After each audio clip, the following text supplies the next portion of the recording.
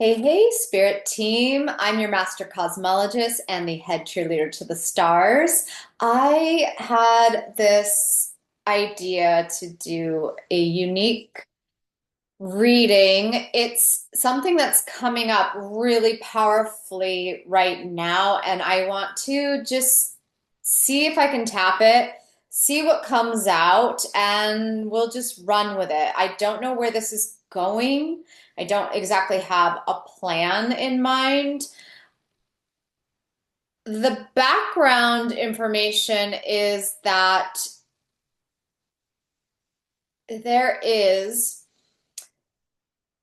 a resurrection and an exhuming directly from the earth, the old ways, the old cultures, the old magic practices, old earth magic, things that were locked and buried and hidden and destroyed and kept from humanity are suddenly being resurrected and onboarded. And one of the things specifically happening that I'm sensing is directly related to men and the masculine collective, which the feminine has had a head start on this. There's far more women who have tapped into this energy, their own personal brand of magic.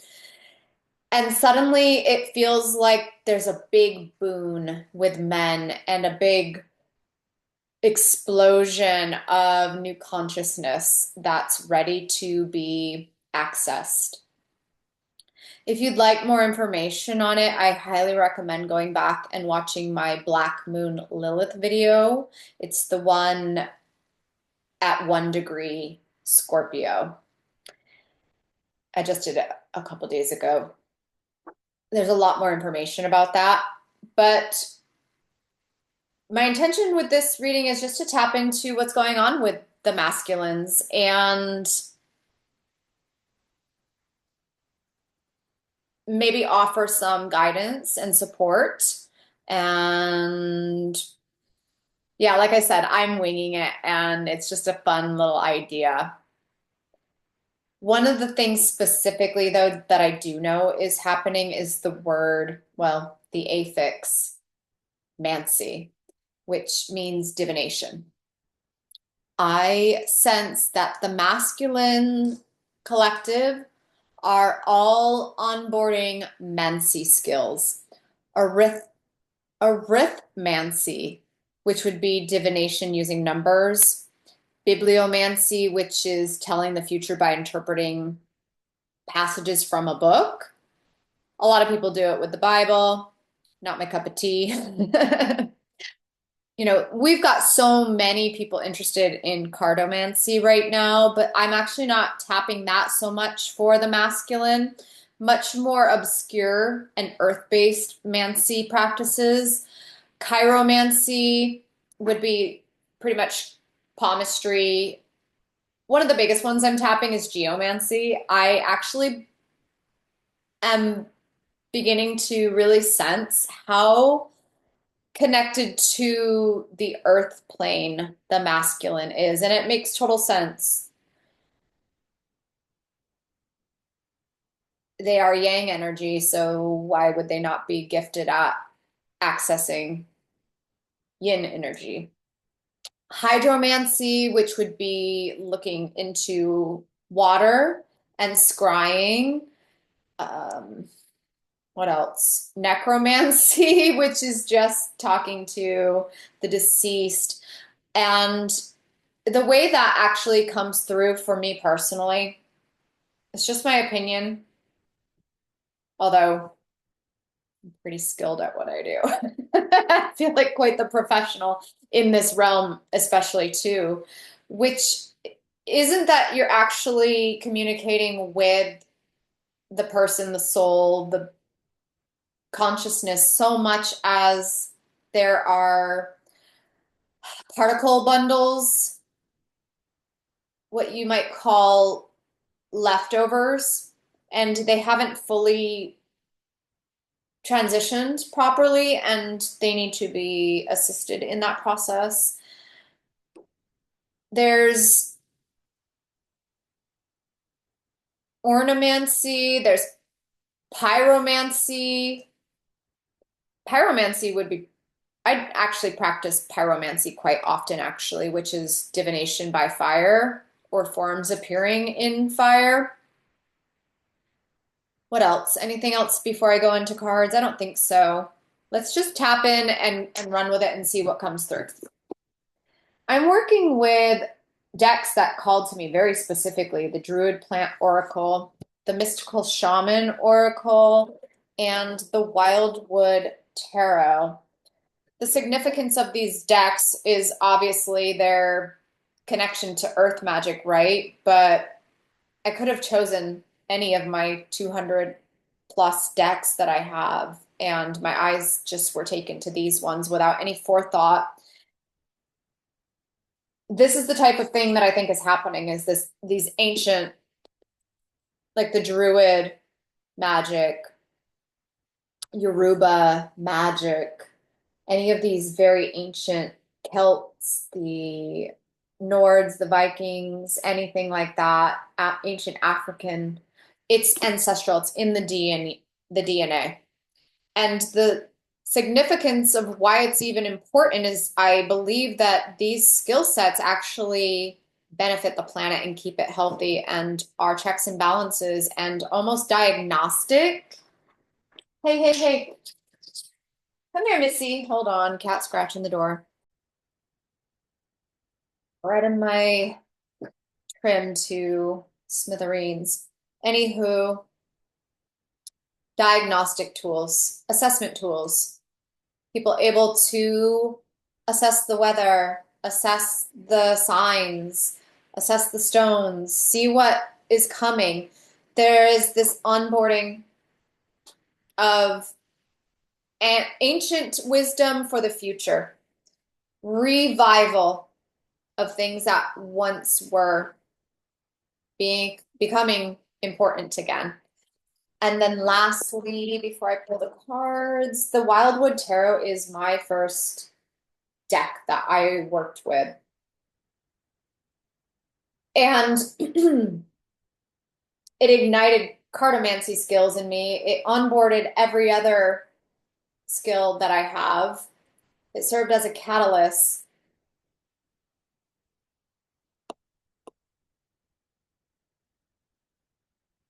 And I haven't touched this deck in years and years and years. I don't even remember the last time I laid hands on this deck. So even though I've practiced and I've onboarded and I've honed so many skills, it's saying even some of the biggest magician practitioners are also going to find new skills, revive old things that they have, their soul is talented at, and probably even adjust and find new ways of doing some of the same things. I'm going to go with an oracle card first from the shaman deck. That's where my eye was called to first. All right, let's tap into this MANCY energy and the ancestors, as well as how it pertains to the masculine. What wants to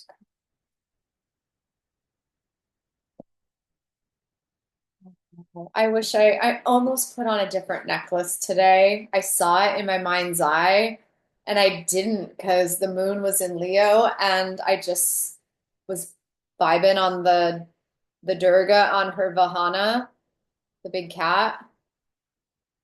Dang. Anyway, the card is the Andean cross, and the other necklace I have is a white buffalo heart.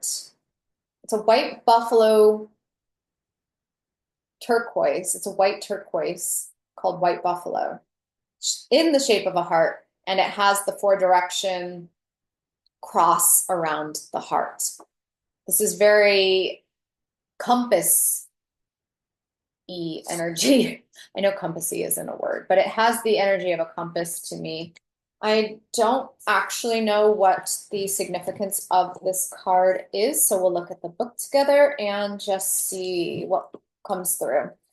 The Andean cross represents the cosmology of the shaman. It depicts the four cardinal directions, the upper and lower worlds, and the steps to reach these realms. Okay, so the very first thing that I'm picking up on here is that there are planes and they all need to be integrated and accessed, and there has to be a connectivity that is not actually happening currently. We're disconnected. And the biggest thing I'm tapping is some of the lower worlds. The hole in the center is a gateway to interdimensional travel, the proverbial eye of the needle we can all go through to experience higher states of awareness and wisdom, and to break free of linear time. This is earth gates, portals. The masculines, certain masculines are probably keyed and serve to protect these gates. These are not the published gates that would be Captain Obvious. These are hidden locations. These are secret, top secret, protected. And there are individuals who are in charge of protecting them and making sure that nothing that shouldn't be coming in and out go in or out. Yeah, I almost feel like I'm hearing, there's something there with synesthesia. Many masculines are going to start experiencing synesthesia. But with the protection energy, this feels familial. This feels star blood. This feels royal heritage, guardianship of said portals. These would be stargates. These would be earth gates. Earth gates are horizontal earth plane travel. Stargates being interstellar travel. Wow. Wow. We're going big concepts here. The Andean cross. Wait, did I finish that? Oh, yeah. The Andean cross announces the start to a great journey. It's time to raise your gaze from the mundane day-to-day to that which, until now, has seemed beyond your grasp. Allow new wisdom to guide you and stop trying to make sense of it all before you respond with a resounding yes. Allow new wisdom to guide you and stop trying to make sense of it. A lot of masculines can get in their head, and so much of it was shut down in childhood, and it doesn't have to make sense, and it doesn't need to be analyzed. It needs to be welcomed, and it needs to be allowed to bubble up from below the surface. It has to be allowed to have life. It has to be not pushed off and denied anymore. I'm hearing time travel.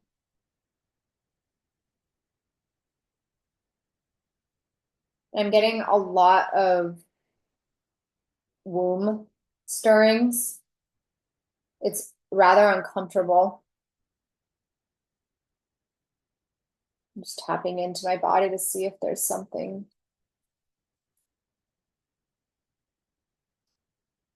I'm just being told to not over-explain it and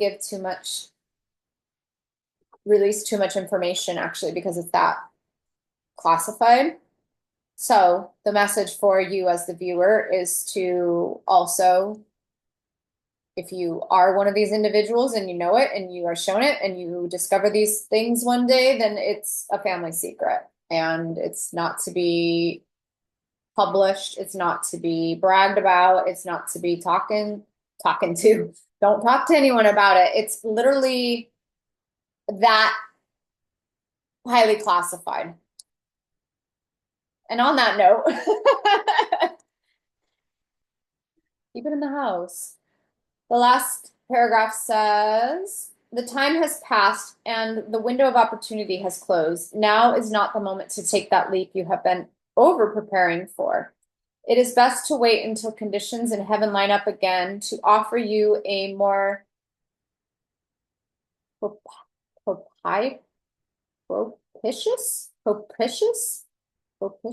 I've never even used that word, propitious.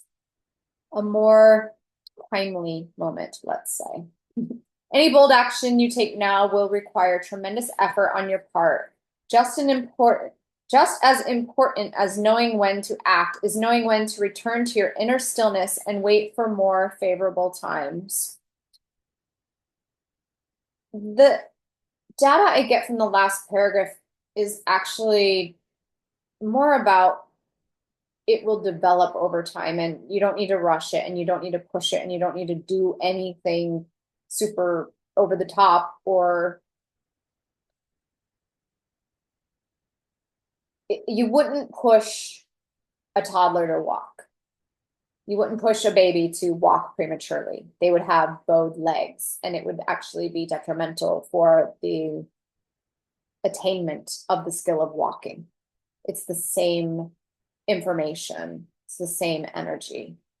It has to be practiced. It has to come naturally. It has to come age appropriately when it's meant to. So the message is, if there's the inkling, by all means, explore it and begin to probe into it, but there's no need to rush it. Let's getting the plant oracle next. So let's set that here. Oh, these cards are so big. They're so hard to shuffle. Let's go from the top. This is interesting. Top down, top down. There's like a conduit. There's a geometric. There's geometries. So the masculine has abilities to tap into these sacred geometries, these shapes, these patterns, these pathways, these, oh, I'm hearing as above, so below, as above, so below.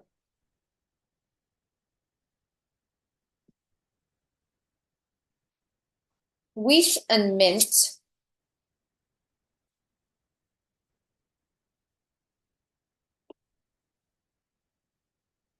There is this mound builder energy. You can see it in the background of mint. I would assume that that depicts Mexico City before it was turned into a city and they drained all the swamps. I'm getting almost a natural terraforming ability from the mint card. And this was the below card. This one was as above, so below. The information that I'm receiving here with 𝗰 as above is that these are the seeds for the construction of buildings, temples, structures, things like mounds. I'm hearing, oh, what's that place we went to in Ohio? Serpent Mound. Okay. The codes, the blueprints, the data points, as above, so below, it's a map. It's a pattern. It gets replicated on the ground, on the earth. The masculine energy has blueprinting capacities, site locating abilities. the ability to sense where on Earth it's best to erect certain temples and structures. I'm going to see what these cards actually mean. Let's go with Mint first. And let me also just say, this isn't necessarily just masculine. It's not just gender specific. However, I'm getting a higher proportion of men intended to hear this message. This could also, if it's resonating with you, run with it. Run with it. Because like I said, I do think it's collective wide where we're tapping into this, but I'm just feeling like cheerleading the men a little bit because they're lurker energy. Some of them are closet magicians and they are hiding all their amazing skills. Okay. Not some, all. The Wheat card is about harvest and nourishment and abundance. What I'm getting here is gathering. The data is gathered, it's collected. The star points are harvested. They're plotted and planted. They're essentially planted in the form of, like, I'm thinking Giza, right? The pyramids, how they were planted and located to copy the above, the stars. That's what's onboarding here. Because when structures on Earth are constructed in the wrong locations, it disrupts the natural flow and currents of the planet. It's very disruptive. It's like pulse points, right? If I pushed on a pulse point, I don't know if this is true. If I pushed on a point on your neck, you could fall asleep, right? I think that's a real thing.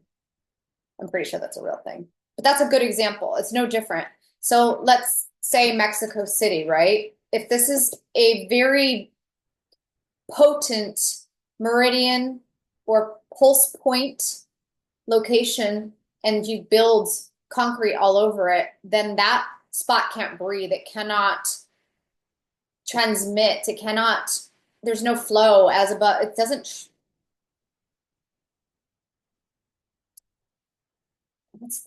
the energy is locked. It's stuck. It's frozen. It's trapped. So when you imagine that worldwide, the health of the planet suffers. The vibration is low. The resonance is off. The frequency is down modulated to a stagnant, unhealthy torpor, and it's like the equivalent of pond water that's full of algae and toxic, unmoving sludge. It's the same thing.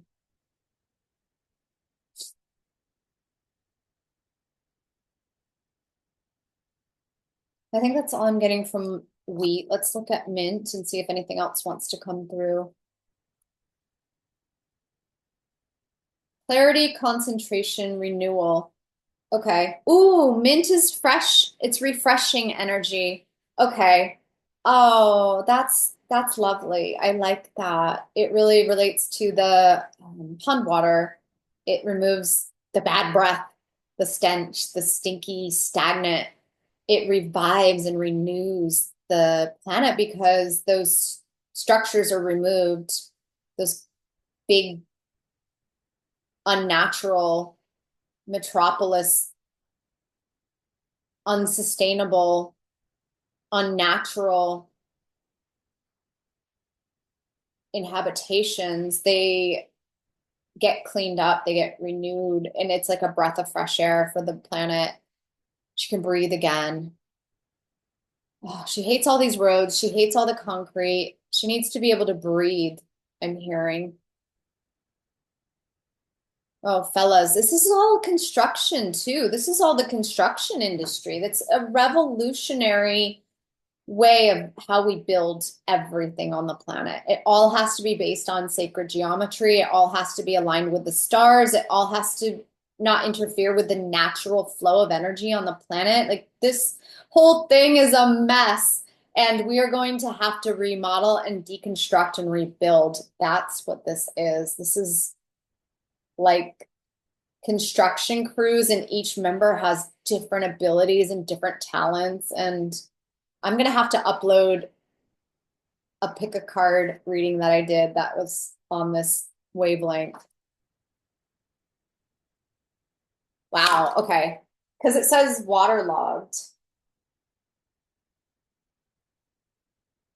This card is the Neolithic Sweet Track, a 6,000-year-old elevated footpath that runs for nearly 1¼ miles across the waterlogged marshland around Avalon, now known as the Somerset Levels near Glastonbury. Not Mexico City, but I think it's coming up for a very specific reason. And the word waterlogged is very, very specific. Dams, rivers, everything has to flow naturally. It can't be dammed. It can't be clogged. It can't be jamming up, covering. Everything that we are doing right now is going against the very health of the planet, is what I'm getting at here. Let's go into some tarot cards. I feel like the tarot cards are going to be more about the skill onboarding and less about the what, because we've already covered that pretty in depth. So let's take a look into recommendations, practices, just see what wants to come up there. I feel like this is just gonna crack so many people open. Wow, how interesting. We have the Green Woman, which is the Empress, and the Cauldron. I was not expecting such a contradictory, I wouldn't say it's contradictory, it's just the opposite of masculine energy. One of the things I'm getting here, actually, with that is just the, let me see if I can get this on there. It's so hard to point at things because it's all mirrored in reverse. If you can look right there, there's like a womb entry portal, the pussy. I'm getting that the earth has that all over it, right? But I also am feeling like the divine feminine, the counterparts, have a role to play in helping the masculine to access this. If you're partnered, I'm getting that some of this comes through because of sex, actual like sexual healing. Yeah, because I got 7 of vessels after that morning. One of the energies I'm getting with this card is that what was has to first be released, at least begun to be released. There's 7 bowls here. So this is going to take place over time, and it won't all happen at once. It won't be all released. It won't be all accessed at once. But these are kind of blockages to these powers. And I'm just hearing sexual healing. I feel like divine union is important in this process. I'll be really upfront and honest, it was essential in mine. Like I would not have accessed or gone through the releases that I had and removed the blockages that I had without that process, without the assistance of a partner. Yeah, I'm just hearing Marvin Gaye singing in my head, sexual healing.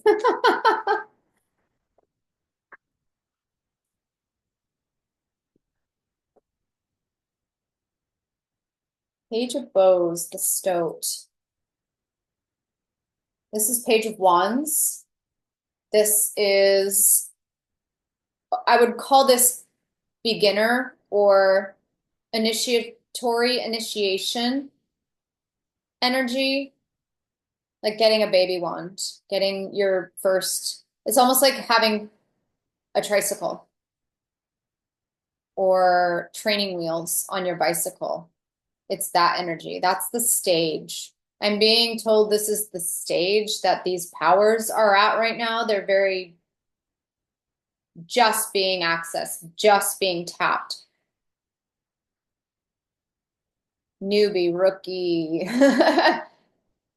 I'm hearing, what's the word? Apprenticeship. Looking for a mentor.